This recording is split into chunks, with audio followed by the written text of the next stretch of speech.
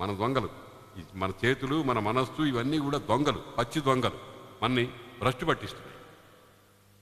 కాబట్టి వైకుంఠ చరణాబ్జవర్తిత హృదయులై వైకుంఠుని పాదములనే పద్మములయందు తిరిగేటువంటి హృదయము కలిగినటువంటి వారు.